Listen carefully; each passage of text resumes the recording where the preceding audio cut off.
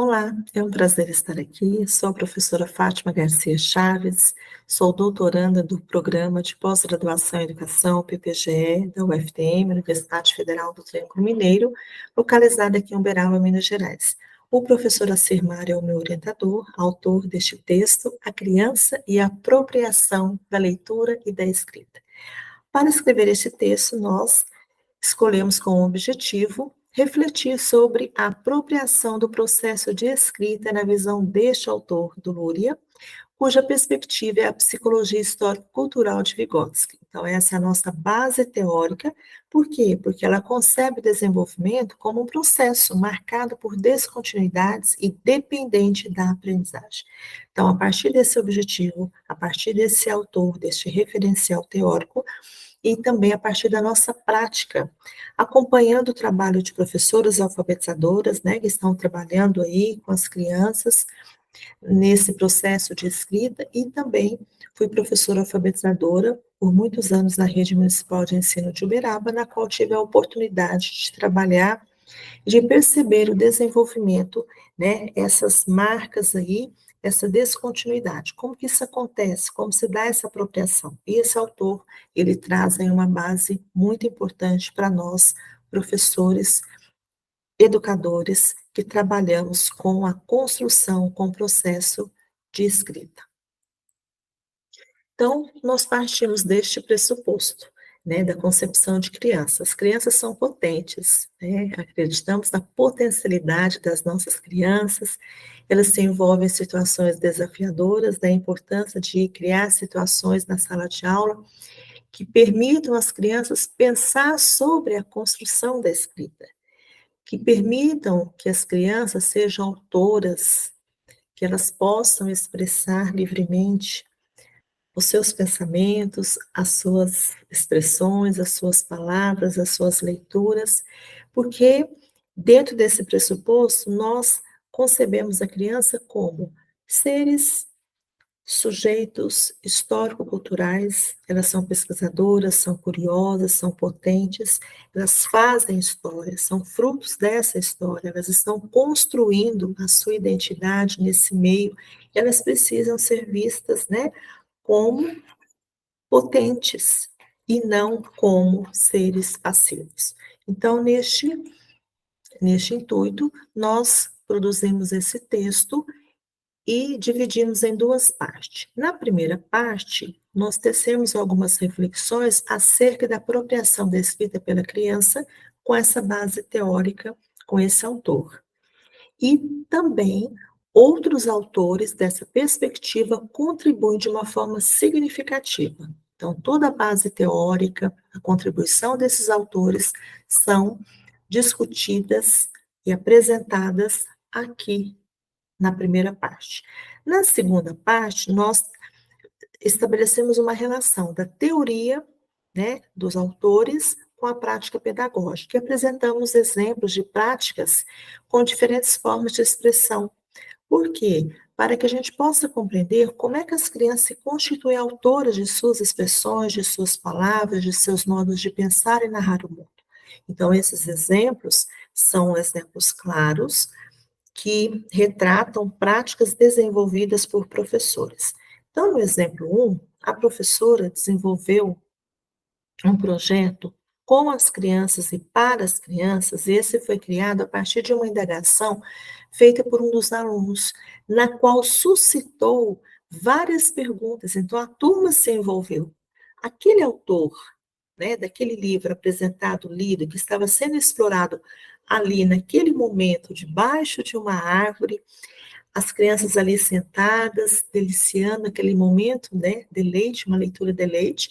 Um dos alunos perguntou: o autor é um menino? E, a partir dessa indagação, a professora foi levantando alguns questionamentos. A criança foi se envolvendo, a turma foi se envolvendo, e aí um projeto foi criado com as crianças e para as crianças. Então, elas tiveram a oportunidade de pesquisar sobre as obras deste autor, sobre o autor, e criar uma linha do tempo.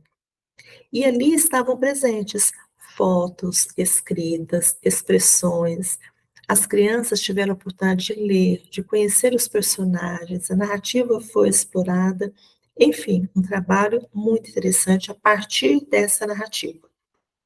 A professora 2, ela levou para a sala de aula uma caixa com muitos gibis. Esses gibis foram espalhados ali pelo espaço escolar e as crianças tiveram a oportunidade de escolher o gibi, de manusear, de explorar, de ler, observar a parte escrita, as imagens. E a partir desse trabalho, a professora foi levantando alguns questionamentos com a turma. Vamos listar os personagens aqui dos nossos gibis? Olha, então a lista é um gênero textual. Vamos listar as nossas crianças, o nome das crianças, né? Foi para essa lista. E ali as características dos personagens, as características das crianças. Vamos escrever uma cartinha para um dos personagens?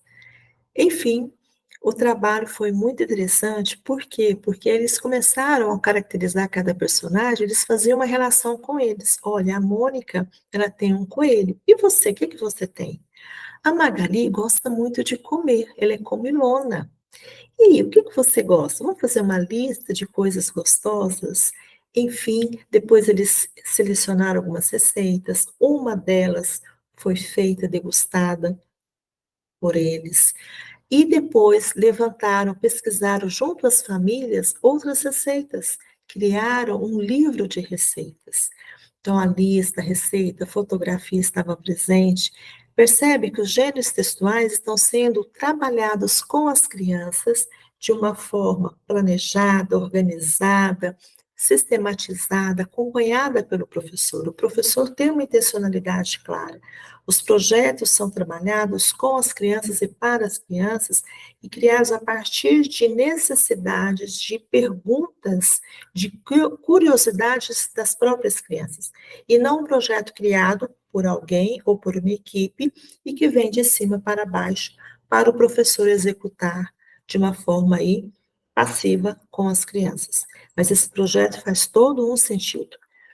E precisamos levar em consideração também que todas as pessoas, mesmo sem saber ler ou escrever, elas têm um conhecimento sobre a escrita.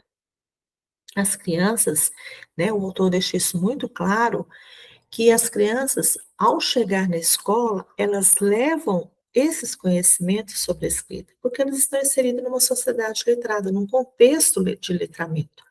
E para essa concepção, para a psicologia histórico-cultural, o objetivo maior da escolarização não deve ser o ensino das letras, mas sim o ensino da escrita como linguagem. Por isso, nós apresentamos estes exemplos e fomos estabelecendo uma relação teoria e prática e mostrando a importância de trabalhar, né, com essas estratégias, com esses gêneros textuais, trabalhando a linguagem, o ensino da escrita como linguagem, e não simplesmente como uma letra de uma forma fragmentada, sem sentido. Mas é importante partir das necessidades, do interesse da criança. Isso vai fazer sentido, pleno sentido para ela. Afinal, nós temos uma intenção: desenvolver plenamente, né, o desenvolvimento pleno das crianças em relação à apropriação também da escrita.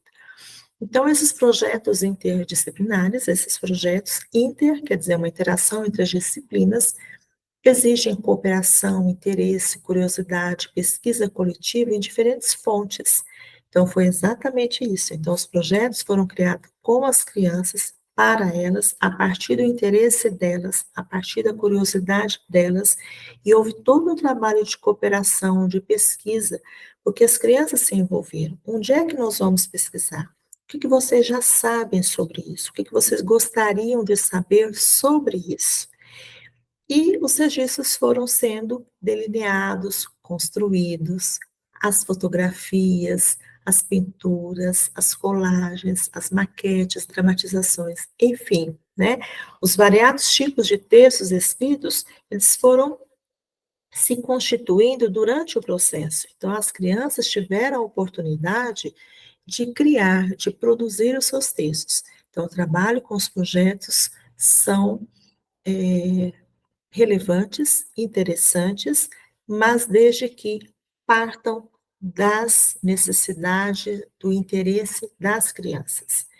Então, consideramos o pleno desenvolvimento da linguagem escrita na criança como função cultural, né? Então, isso implica o quê? Planejamento. Então, o professor precisa planejar, ter uma intencionalidade pedagógica clara, porque esse processo, como nós vimos, é um processo de rupturas, de descontinuidades.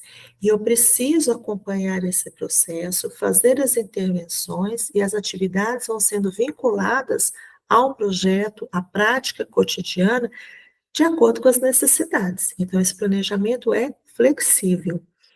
E é convivendo com os diversificados gêneros textuais que as crianças vão formando a atitude leitora.